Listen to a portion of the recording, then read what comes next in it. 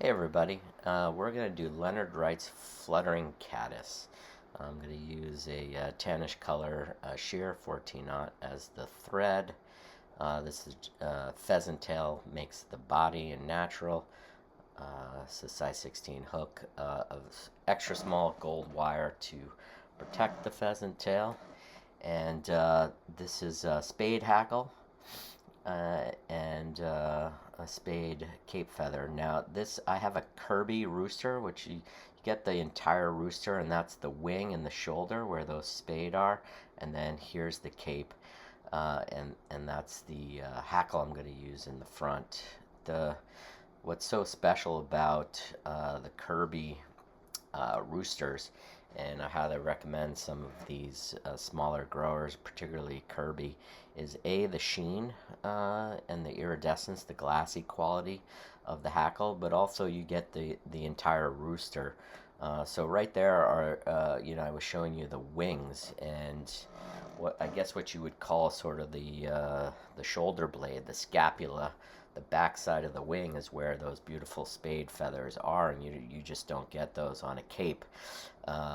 People advocate taking from near there to get long, stiff hackles, and some of the ones from the larger growers do have that, but most don't. So I started the thread a little bit behind the eye to leave space for the hackle in the front, and you wind all the way down to a little bit into the bend, tie in your wire and pheasant tail, and you're going to wrap that up. And The book that Leonard Wright wrote is called Fishing the Dry Fly as a Living Insect, and the subtitle is An Unorthodox Method. So everyone's crazy about the dead drift and focus on getting a perfect dead drift, but there is something to be said for manipulating the fly, and a lot of flies work really, really well for doing that. As Leonard Wright points out in the book, the only fly that he really talks about in detail and advocating is this one, his Fluttering Caddis, and he explains the methodology, how to tie it and to use it like a living insect. So these are those spade hackle feathers. He says to peel off about 3/4 of an inch of it. I have a hackle stacker, so I put them in there to line up the tips. You can line up the tips as you pull it off and go from there. You want them to lie very, very flat. So if you didn't have a thin enough pheasant tail body, you might have to build up a little bit of a thread base in front there to even things off, so it lies kind of flat. For pheasant tail, here is a size 16. I use 2 or 3 fibers only. He talks about tying this spade hackle in segments, working with Gallo and doing similar kinds of wings in the Spanish style.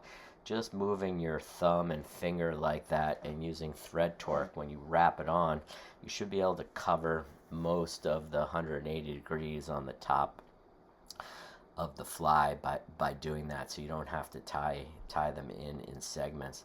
And then I trim it, and he advocates putting some penetrating head cement there because the hackle is very slippery, and even with wax thread and so forth, it's going to want to pull out. So I did put some there, and you're going to let it penetrate.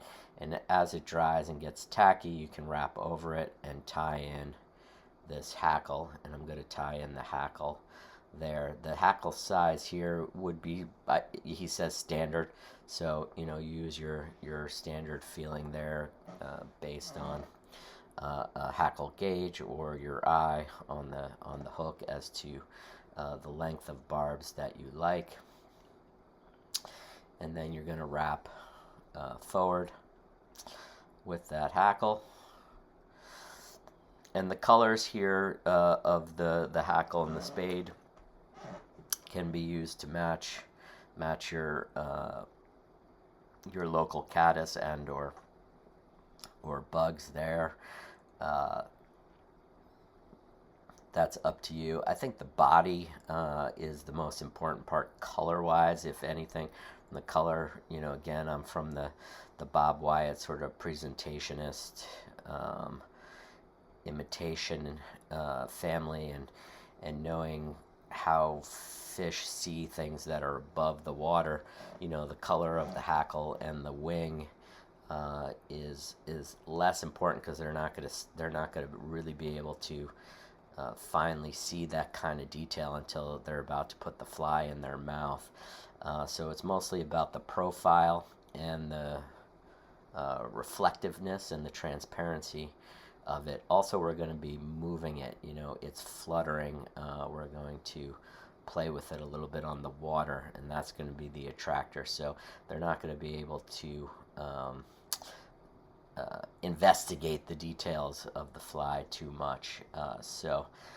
But it's up to you. You're more than welcome to play with the colors of the fly, and that's the basic idea of the fly. And like I said,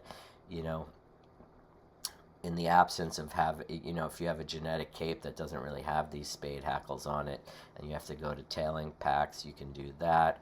Obviously, Gallo de Leon is an option and would probably make a beautiful wing as well. But look at the shine and sheen on the Kirby there. Here's a bigger size and a longer one. And there's an attempt to see that 180 from behind.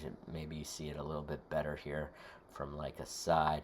Another good hackle option is from Magpie Rise Form.